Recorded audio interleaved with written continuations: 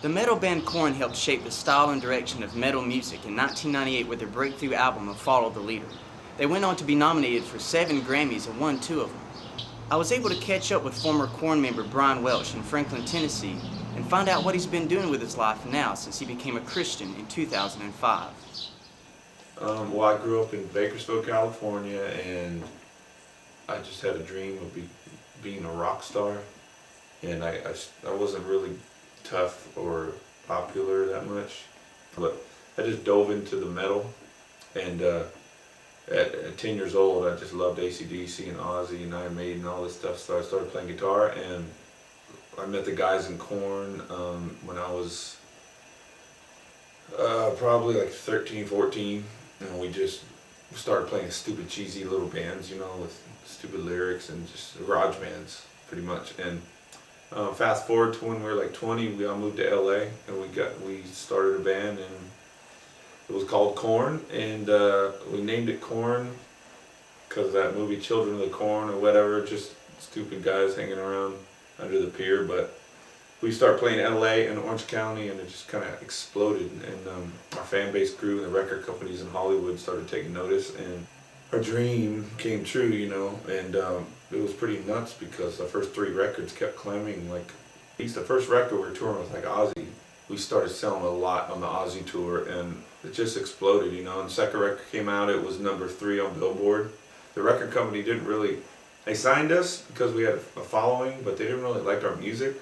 But they decided, like, if they really pushed us and we had a couple of good, maybe radio songs, and we could just go over the top, and that's what they did. They pushed it, and the third record went number 1. But it seemed like, for me, the bigger we got, the more, like, drama. I was going through all this drama at home always, and just, I got married and divorced, like, within a 2-year period.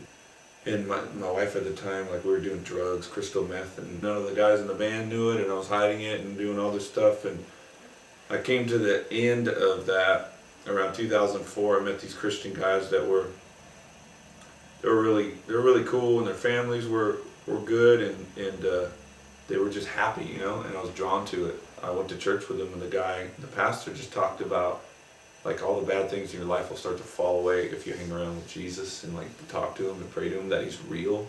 And I was like, man, what do you mean? It's like, doesn't sound too good to be true, you know, like some invisible guy is that son of God who's invisible is gonna help me.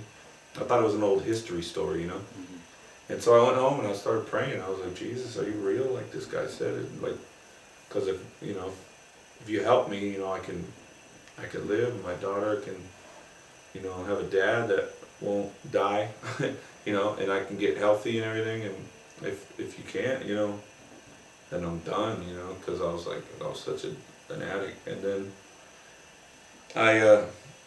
after that prayer, I just had some weird things happen to me, like this scripture which I put in my neck, Matthew 11:28, was coming and, like, appearing in church, and then, like, random people giving me cards that say Matthew 11:28. I'd open the Bible and see it, and it was just God speaking to me, saying, come to me, all you are weary and burdened, and I will give you rest. And then till one day I was sitting in a room like this, just reading my Bible, and I was still, like, kind of on the meth a little bit, you know, off and on. And I just said, is this real? Like, are those guys weird? What? How do I know? And then I just felt this peaceful presence come around me, like, just like divine love, like, poured into me, and it was just like, you know, it was just like the most beautiful feeling I ever felt, you know. And it wasn't nothing in this world. It was from another place, and it was inside. And so after that happened, I was, like, convinced that God was real, and he came to me and he revealed himself to me. So I was like, I'm done. The next day I threw away all my drugs and started a new life. So I went home and I quit Korn, and I just felt like God said, I don't want you chasing fame and money anymore. Do you want to come on like an adventure with me? But when God speaks to your heart, and, like, you know you're supposed to do something, like, when he speaks it, when you don't hear words or nothing, it's just a knowing and an excitement. Like, I was excited to quit Korn and leave my fame and money. It was exciting to me. I was like, whoa, this is going to be awesome. God is calling me, so that was funner to me than playing the same old songs I've been doing for 10 years, you know. So that's basically it. You want to answer some questions? Sure. we sent out a mass text message and mass email asking anybody who might want to ask you some questions, and we tried to consolidate those questions as much as we could so that the questions weren't repeating themselves. Rob Milner from St. Louis, Missouri asks this: what did you think about God and Christianity before? I never thought about him because he's way out in outer space, somewhere like chilling with the aliens or something.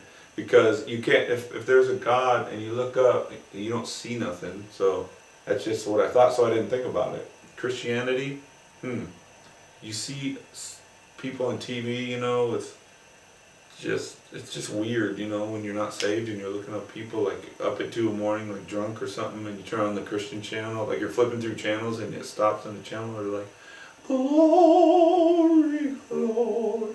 And you just look at it and you just kind of shake your head and go, oh my gosh. When you're not saved, you bunch all religion together, you know? Mm-hmm. And you're like, that's a mess.